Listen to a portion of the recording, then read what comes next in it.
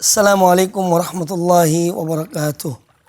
Alhamdulillah wassalatu wassalamu ala Rasulillah nabiyina Muhammadin wa alihi wa sahbihi wa mawala.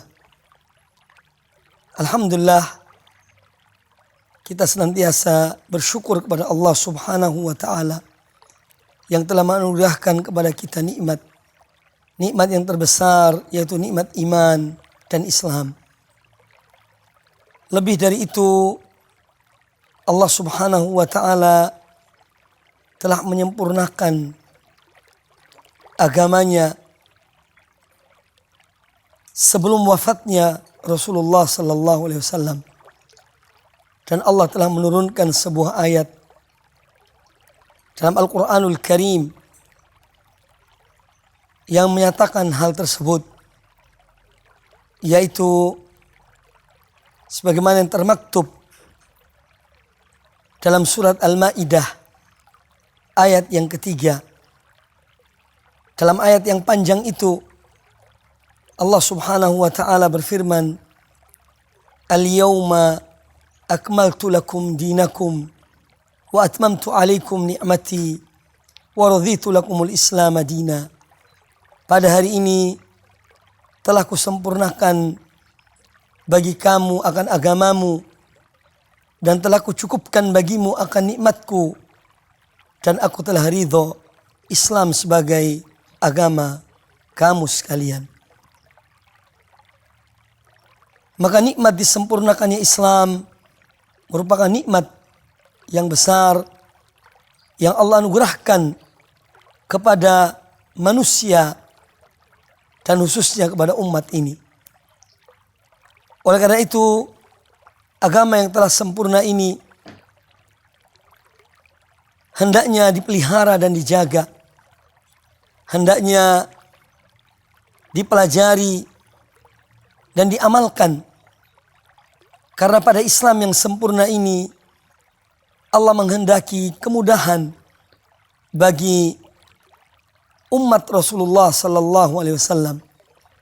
Sehingga kita melihat bahwasanya dalam tuntunan Islam, baik dalam akidahnya, ibadahnya, dan amal-amal yang diperintahkan oleh Islam yang sempurna tersebut, di sana penuh dengan kemudahan. Karena memang Allah Ta'ala berfirman, yuridullahu bikumul yusra wala yuridu bikumul usra. Allah menghendaki kemudahan bagi kalian, dan Allah tidak menghendaki kesulitan bagi kamu sekalian. Oleh karena itu, apabila kita melihat dari apa yang berkembang setelah perjalanan Islam yang jauh dan munculnya ajaran-ajaran yang baru, ibadah-ibadah yang memberikan kesan bahwasanya ibadah tersebut bukan dari Rasulullah sallallahu alaihi wasallam dan memang bukan ajaran beliau, kita jumpai di sana terdapat banyak kesulitan, banyak hal-hal yang berat. Tetapi apabila kita melihat tuntunan Nabi alaihi salatu wassalam, beliau senantiasa memberikan kemudahan di dalam semua tuntunan beliau. Sebagaimana beliau bersabda, "Inna ad-dina yusrun." Sesungguhnya agama Allah adalah mudah. Dan jika kita melihat apa yang dilakukan oleh sebagian kaum muslimin yang membuat cara-cara tertentu dalam beribadah kepada Allah, membuat ibadah-ibadah yang tidak diturunkan dalil oleh Allah Subhanahu wa taala, maka di sana kita akan menjumpai betapa sulitnya ibadah-ibadah yang mereka kerjakan. Sehingga seorang apabila ingin mengerjakan suatu ibadah, dia memerlukan pengorbanan yang amat besar. Pengorbanan harta, tenaga, bahkan yang lainnya. Salah satu sebab adalah karena menyimpang dari tuntunan Allah dan Rasulnya, Nabi kita Muhammad sallallahu alaihi wasallam. Agama yang telah sempurna inilah yang dipahami dan dijalani oleh para salaf dan orang-orang yang mengikuti mereka dengan baik. Sehingga mereka sangat menentang adanya bid'ah di dalam agama, di dalam ibadah. Oleh karena itu, kita melihat perkataan para sahabat yang benar-benar memahami Islam ini. Di antara Abdullah bin Mas'ud radhiyallahu anhu, beliau mengatakan, "Ittabi'u wa la tabtadi'u faqad kufitum." Ikutilah dan jangan kalian membuat hal-hal yang baru dalam agama ini, karena telah cukup bagi kamu sekalian. Demikian pula perkataan Abdullah bin Umar radhiyallahu anhuma, beliau mengatakan, "Kullu bid'atin dalalah wa in ra'ahan nasu hasanah." Segala sesuatu yang baru dalam agama ini adalah merupakan kesesatan, penyimpangan, walaupun manusia melihatnya baik. Dan perlu dipahami dalam masalah ini bahwa penekanan para ulama yang berkaitan dengan kesempurnaan agama dan larangan di dalam membuat hal-hal yang baru dalam agama ini khususnya berkaitan dengan dinullah dan agama Allah subhanahu wa ta'ala. Adapun urusan-urusan duniawi, hal-hal yang baru yang berkaitan dengan dunia, maka dunia ini sesungguhnya belum sempurna. Sehingga terus membenahi dirinya untuk mencapai kesempurnaan, untuk mencapai kemudahan-kemudahan. Sehingga kita melihat dalam perkembangan dunia bahwa kalau dahulu seorang musafir bepergian dan menggunakan onta, karena memang itulah kendaraan yang ada pada saat itu, atau menggunakan keledai atau yang lainnya dari binatang-binatang ternak yang bisa digunakan untuk safar bepergian. Tetapi dengan perkembangan dunia, perkembangan ilmu pengetahuan, maka ditemukan sarana-sarana baru yang bermanfaat bagi manusia, bahkan mendukung dan dapat mempermudah pelaksanaan tuntunan agama ini. Maka seorang musafir, dia pergi, dia menggunakan mobil.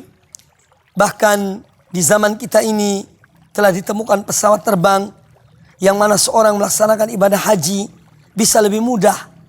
Nah, ini harus kita pahami betul bahwa yang dimaksud bid'ah yang dilarang dalam agama adalah berkaitan dengan tuntunan Allah dan Rasulnya dan ajaran-ajaran Allah dan Rasulnya. Adapun dalam masalah-masalah duniawi, maka dunia ini belum sempurna. Seyogianya bahkan kita dianjurkan untuk mensyukuri nikmat Allah dan adanya penemuan ilmu pengetahuan yang bermanfaat, sarana-sarana yang dengannya dapat memudahkan pelaksanaan perintah Allah, agama Allah. Maka sarana-sarana itu bukanlah termasuk bid'ah yang dilarang selama dia bermanfaat, selama tidak bertentangan dengan tuntunan Allah dan Rasulnya sallallahu alaihi wa alihi wa sahbihi wasallam. Inilah yang harus kita pahami, karena tidak sedikit kita mendengar dari kalangan orang-orang yang tidak menerima atau menolak apa yang diajak oleh para da'i yang mengajak manusia agar mereka benar-benar mengikuti tuntunan Allah dan Rasulnya dan jauh dari perbuatan-perbuatan bid'ah di dalam agama. Mereka selalu beralasan, kalau seandainya semua bid'ah itu dilarang, maka mengapa kita menggunakan kendaraan, mobil, pesawat? Mengapa kita menggunakan hal-hal yang baru yang berkaitan dengan duniawi ini? Tentu itu pun tidak boleh, kata mereka. Hal ini adalah merupakan alasan yang tidak tepat. Alasan yang menunjukkan tatkala mereka lemah dalam membantah dalil-dalil yang melarang mengada-adakan hal-hal yang baru dalam agama, maka mereka pun mencari alasan yang diibaratkan oleh Al-Quranul Karim ibarat sarang laba-laba. Alasan-alasan yang sangat lemah, yang tidak berdasarkan pada dalil, tetapi lebih cenderung berdasarkan pada kejahilan atau kepada hawa nafsu. Wa na'udzubillahi min dzalik. Rasulullah sallallahu alaihi wasallam bersabda, "Man ahdatsa fi amrina hadza ma laysa minhu, fahuwa raddun." Barang siapa yang mengada-adakan sesuatu yang baru dalam urusan kami ini, yang bukan dari perintah kami, maka hal tersebut tertolak. Demikian pula sabda beliau dalam satu riwayat yang lain dalam hadis yang sahih, "Man amila amalan laysa alaihi amruna, fahuwa raddun." Maka barang siapa yang mengerjakan suatu amalan yang bukan atas perintah kami, maka amalan tersebut tertolak. Oleh karena itu kaum muslimin rahimakumullah, seorang yang mencukupi dalam ibadahnya dengan melaksanakan apa yang dituntun oleh Rasulullah sallallahu alaihi wasallam itu adalah lebih baik daripada dia melakukan sesuatu yang tidak dituntun oleh Allah dan Rasulnya, yang justru akan memayahkannya, memberatkannya. Oleh karena itu, sederhana di dalam mengikuti sunnah Nabi sallallahu alaihi wasallam lebih baik daripada bersungguh-sungguh tetapi dalam melakukan hal-hal yang tidak dicontohkan oleh Rasulullah sallallahu alaihi wasallam. Semoga Allah Subhanahu wa taala memberikan kepada kita hidayah, taufik agar kita senantiasa mengikuti tuntunannya dalam Al-Quranul Karim dan tuntunan Rasulnya Nabi kita Muhammad sallallahu alaihi wasallam yang dilaksanakan oleh para sahabat dan diikuti oleh para tabi'in dan orang-orang yang mengikuti mereka dengan baik. Aqulu qouli hadza wallahu taala a'lam.